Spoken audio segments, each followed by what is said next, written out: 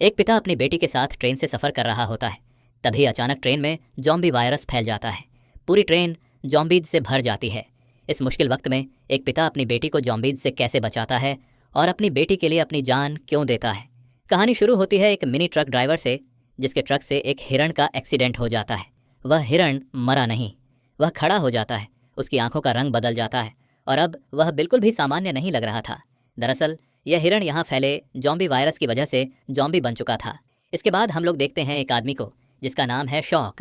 वह एक कंपनी में फंड मैनेजर है और अपने काम में कुछ ज़्यादा ही व्यस्त रहता है, जिसकी वजह से उसका तलाक भी हो चुका है। यहाँ पर हम लोग देखते हैं कि वह अपनी पत्नी से अपनी बच्ची की कस्टडी के लिए लड़ाई कर रहा था। शौक की बेटी का नाम श्वान है और आज उसका जन्मदिन है, इसलिए शौक उसके लिए एक सरप्राइज गिफ्ट लेकर जाता है। लेकिन जब श्वान गिफ्ट खोलती है तो वह गिफ्ट देखकर बिल्कुल भी खुश नहीं होती, क्योंकि उसके पिता ने जो गिफ्ट अब की बार दिया है वैसा ही गिफ्ट उन्होंने पिछली बार भी दिया था। शौक अपने काम में इतना ज़्यादा व्यस्त रहता है कि उसे इस बात का ध्यान ही नहीं था कि वह अपनी बेटी को वही गिफ्ट दोबारा से दे रहा है। इसलिए वह काफ़ी शर्मिंदा भी होता है और इस बात का एहसास भी। श्वान अपने डैडी से कहती है कि मुझे मम्मा से मिलना है। आज उसका जन्मदिन था, इसलिए शौक उसे उसकी माँ के पास जाने के लिए मना करता है। अगले सीन में हम लोग रेलवे स्टेशन का देखते हैं, जहाँ एक ट्रेन बुसान जाने के लिए खड़ी होती है। शौक अपनी बेटी के साथ इसी ट्रेन में बैठता है। इस ट्रेन में काफ़ी लोग थे, जिसमें एक बेसबॉल टीम के कई सारे खिलाड़ी भी थे। और इसी ट्रेन में जोंग नाम का एक लड़का रहता है, जिसकी गर्लफ्रेंड होती है, जो इनकी टीम की चीयर लीडर है और इसका नाम है जिन्ही। इसके अलावा इस ट्रेन में 2 बूढ़ी बहनें भी रहती हैं और एक गरीब आदमी भी इसी ट्रेन में रहता है। यह आदमी थोड़ा सनकी सा था। जब इस आदमी से टिकट के बारे में पूछा जाता है तो यह कहता है कि सभी लोग मरने वाले हैं। वहीं इसके अलावा एक और कपल रहता है। यह आदमी एक सामान्य आम इंसान की तरह नौकरी पेशा है और इसका नाम है सांग हुआ। इसके साथ इसकी गर्भवती पत्नी भी है, जिसका नाम है स्वान। जब ट्रेन चलने वाली होती है तभी उस ट्रेन में एक ऐसी लड़की घुसती है जिसके पैर पर किसी ने काटा था। तभी थोड़ी देर में वह लड़की नीचे गिर जाती है। उसे गिरा हुआ देखकर वहाँ की एक अटेंडेंट आती है और उसकी यह हालत देखकर वह मेडिकल टीम को बुलाती है। ट्रेन के अंदर जॉम्बी वायरस का पहला संकेत मिलता है जब एक संक्रमित लड़की ट्रेन में आती है। दूसरी तरफ शौक के पास उसके असिस्टेंट का कॉल आता है और वह बताता है कि पूरे शहर में दंगे हो रहे हैं। जब ट्रेन में न्यूज़ देखते हैं तो पता चलता है कि पूरे शहर में भगदड़ मच चुकी है। लेकिन यहाँ सभी लोगों को यह नहीं मालूम था कि पूरे शहर में जॉम्बी वायरस फैल चुका है और लोग भी जॉम्बी बनते जा रहे हैं। जब शौक ध्यान देता है कि उसकी बेटी तो यहाँ पर नहीं है, तो वह अपनी बेटी को ढूंढने के लिए चल देता है। वहीं दूसरी तरफ लड़की जिसके पैर पर किसी ने काटा था वह जॉम्बी बन चुकी है और वह उस अटेंडेंट को भी काट लेती है और वह लड़की बेसबॉल टीम के कुछ खिलाड़ियों को भी काट लेती है। इसके अलावा वह अटेंडेंट भी अब जॉम्बी बन जाती है और अब यह सभी लोग बाकी लोगों को काटते जाते हैं। पूरी ट्रेन में एकदम से भगदड़ मच जाती है। वहीं दूसरी तरफ शौक अपनी बेटी को अभी भी ढूंढ रहा था। वह अपनी बेटी को ढूंढते ढूंढते एक ऐसे डिब्बे में पहुंच जाता है जहां के सभी लोग जॉम्बी में बदल चुके हैं और जैसे ही जॉम्बी जो शौक को देखते हैं वह उसके पीछे दौड़ने लग जाते हैं। तभी पीछे से श्वान अपने पिता को बुलाती है। शौक अपनी बेटी को लेकर भागने लगता है और इसके पीछे बहुत सारे जॉम्बीज भी पड़ जाते हैं। शौक किसी तरह अपनी बेटी को लेकर एक ऐसे डिब्बे में पहुंचता है जहां के सभी लोग अभी सही सलामत हैं। वहां पहुंचकर वह जल्दी से गेट बंद कर देता है।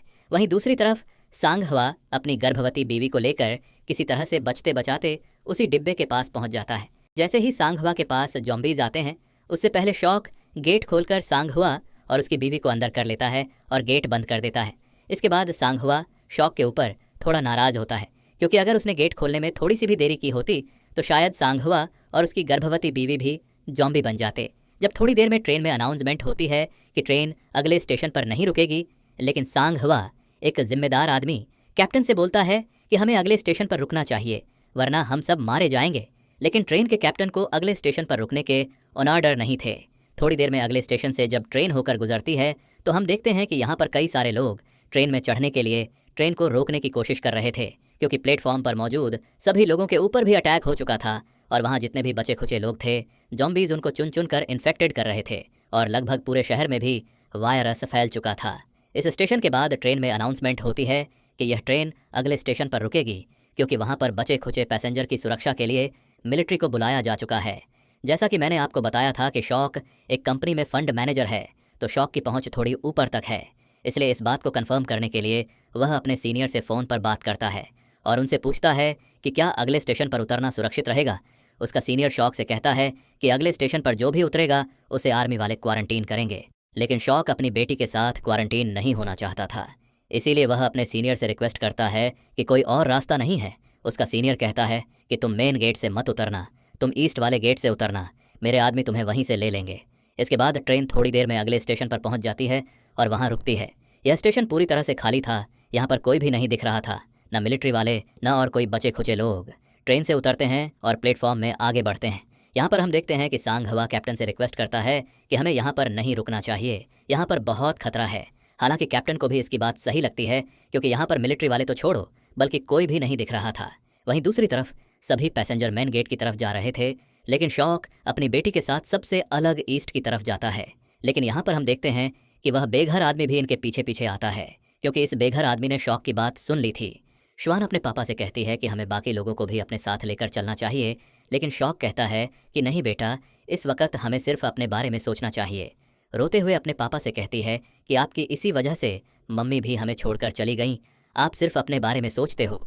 दूसरी तरफ सभी पैसेंजर मेन गेट की तरफ बढ़ रहे थे। वहाँ पर हम देखते हैं कि जितने भी मिलिट्री के लोग थे वह भी जॉम्बी में बदल चुके हैं। इतने सारे जॉम्बीज़ को देखकर लोगों में भगदड़ मच जाती है। कुछ लोगों को जॉम्बीज़ इन्फेक्टेड कर देते हैं और कुछ लोग उनसे अपनी जान को बचाने के लिए इधर उधर भाग रहे थे। वहीं शौक चालाकी में था, लेकिन ईस्ट गेट पर उसका कोई भी आदमी उसे लेने नहीं आता, बल्कि वहाँ भी मिलिट्री वाले जॉम्बी में बदल चुके होते हैं। शौक तेज़ी से भागकर अपनी बेटी के पास जाता है, क्योंकि उसकी बेटी के पीछे भी जॉम्बी आ जाता है। और जैसे ही वह श्वान को इन्फेक्टेड करने वाला था, तभी वहाँ पर सांघवा आता है और जॉम्बी से श्वान को बचा लेता है। इसके बाद बचे खुचे लोग प्लेटफॉर्म से बाहर आ जाते हैं और प्लेटफॉर्म का गेट बंद कर देते हैं ताकि जॉम्बीज़ बाहर ना आ पाए। लेकिन कांच का गेट कब तक जॉम्बीज़ को रोक सकता था। सभी लोग भागकर वापस ट्रेन में घुसने जाते हैं। तभी कुछ लोग गलत गेट खोल देते हैं और ट्रेन के अंदर भी बहुत सारे जॉम्बीज़ बाहर निकल जाते हैं। अब लोग आगे आगे और उनके पीछे पीछे जॉम्बीज़ भाग रहे थे। किसी तरह लोग बचते बचाते एक सुरक्षित डिब्बे में पहुंचते हैं।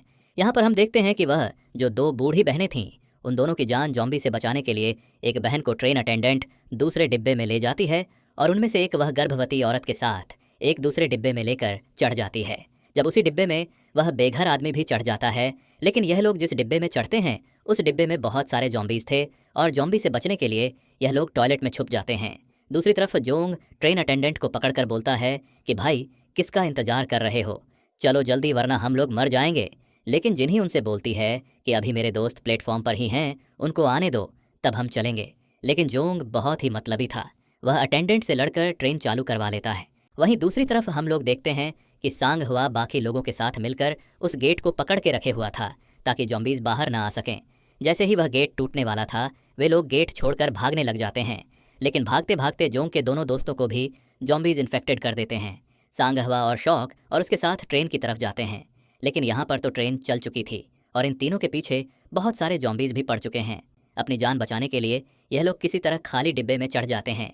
ट्रेन में चढ़कर जोंग अपने दोस्त जिन्हीं के पास कॉल करता है और उसे कहता है कि हमारे सभी दोस्त मर चुके हैं और हम कुछ बचे हुए लोग दूसरे डिब्बे में हैं, हम तुम्हारे डिब्बे में आने वाले हैं। इसके बाद सांघवा भी अपनी बीवी के पास फ़ोन करता है। स्वान उसे बताती है कि वे लोग जिस डिब्बे में चढ़े थे उसमें भी जॉम्बीज़ हैं और उनसे बचने के लिए वे लोग एक टॉयलेट में छुपे हुए हैं। और वह बताती हैं कि वह डिब्बा नंबर 13 में है, लेकिन सांघवा, शौक और जोंग सब लोग डिब्बे नंबर 9 में हैं। अब इन्हें उन तक पहुंचने के लिए 9 से 13 डिब्बे के बीच के डिब्बों को पार करके उन तक पहुंचना होगा। इसलिए यह लोग जॉम्बी से लड़ने की पूरी तैयारी करते हैं और आगे बढ़ते हैं। पहले डिब्बे में तो यह लोग बड़े जोश से लड़ते हैं और सभी जॉम्बीज़ को मारते हुए आगे बढ़ते हैं। अगले डिब्बे में जब यह लोग पहुंचते हैं तो वहाँ पर देखते हैं कि अब तो बेसबॉल की पूरी टीम भी जॉम्बी बन चुकी है। जोंग को अपने दोस्तों को भी जॉम्बी बना हुआ देखकर एकदम सदमा लग जाता है, लेकिन सांघवा और शौक जॉम्बी से लड़ने की तैयारी कर रहे होते हैं। तभी एक सुरंग आ जाती है और सुरंग की वजह से ट्रेन में अंधेरा हो जाता है।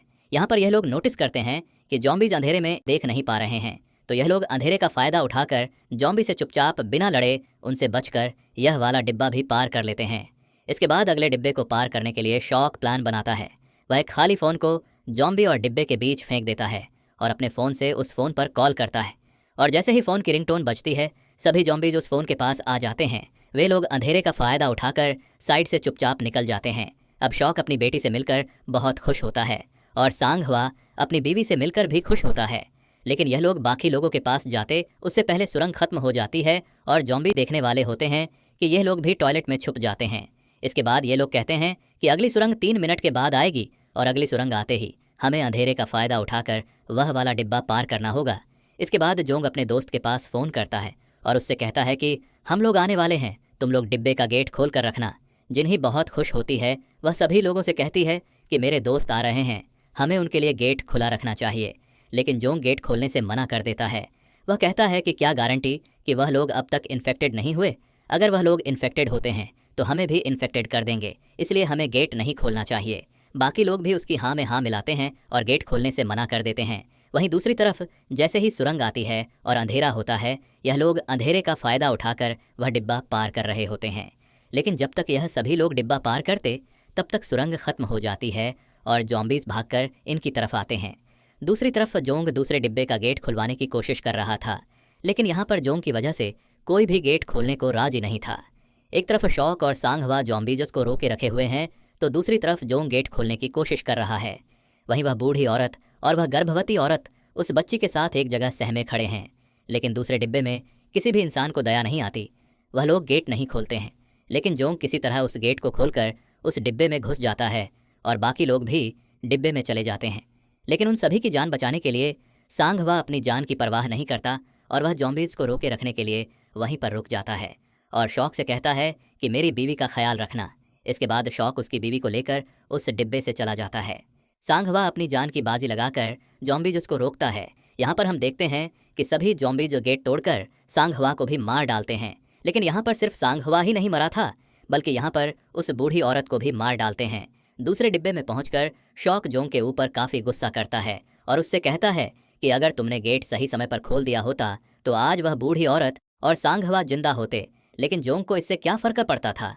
वह तो लोगों को भड़काता है कि यह लोग तो जॉम्बी के पास से आए हैं, ये इन्फेक्टेड हो सकते हैं, इसलिए हमारे साथ नहीं रह सकते, किसी और डिब्बे में चले जाना चाहिए।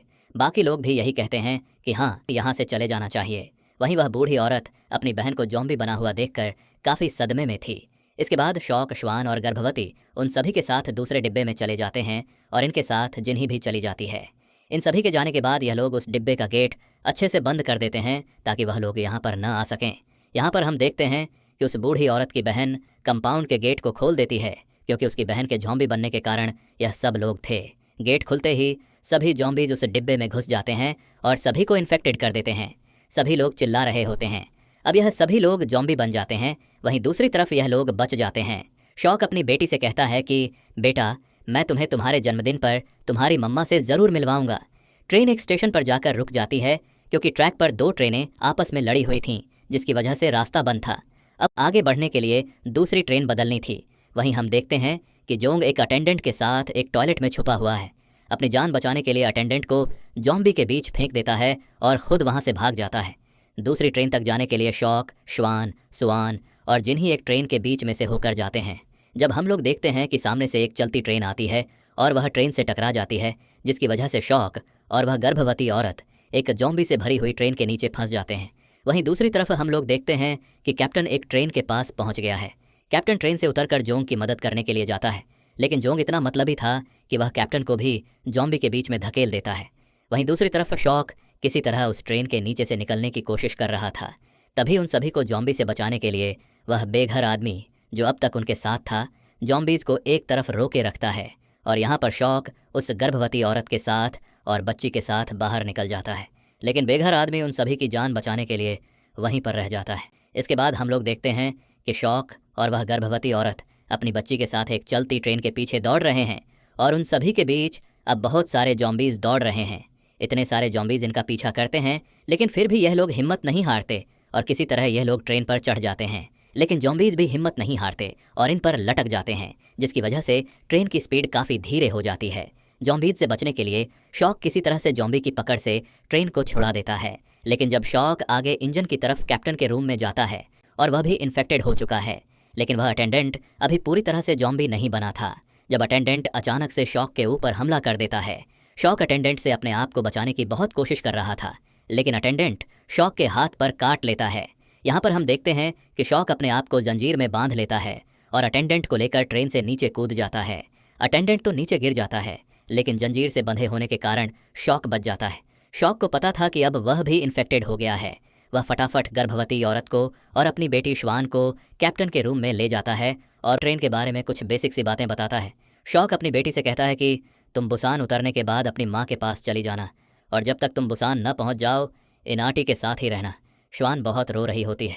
वह अपने पिता से अलग नहीं होना चाहती थी। शौक भी अपनी बेटी से अलग नहीं होना चाहता था, लेकिन अपनी बेटी को बचाने के लिए उसे ऐसा करना पड़ रहा था। शौक उस रूम से बाहर आ जाता है और खूब रोता है और रोते रोते अपनी बेटी के बारे में सोचता है। वह अपनी बेटी के साथ बिताए लम्हों को याद करता है और उन्हीं यादों को अपनी ज़िंदगी के आखिरी लम्हों में अपनी आंखों में संजोए शौक हंसते हंसते इस ट्रेन से कूद जाता है। शौक अपनी बेटी की सुरक्षा के लिए अपनी जान कुर्बान कर देता है, उसके बचपन की यादें संजोए। दूसरी तरफ श्वान और स्वान बहुत रो रही थीं। इसके बाद हम देखते हैं कि थोड़ी देर बाद वह ट्रेन बुसान स्टेशन पहुंच जाती है। यहाँ पर ये दोनों ट्रेन से उतरते हैं और टनल से होकर आगे जाते हैं, जहाँ पर बहुत सारे मिलिट्री वाले बैठे हुए थे। मिलिट्री वाले श्वान और स्वान को देखते हैं तो समझ नहीं पाते कि यह एक नॉर्मल इंसान है या इन्फेक्टेड जॉम्बी है, इसलिए लोग तय करते हैं गोली से उड़ा दिया जाए। जैसे ही वह गोली चलाने वाले थे, तभी श्वान वही कविता गाती है जो अपने पिता को सुनाने वाली थी। मिलिट्री वाले यह समझ जाते हैं कि यह लोग नॉर्मल इंसान हैं और वह लोग इन दोनों को रेस्क्यू कर लेते हैं।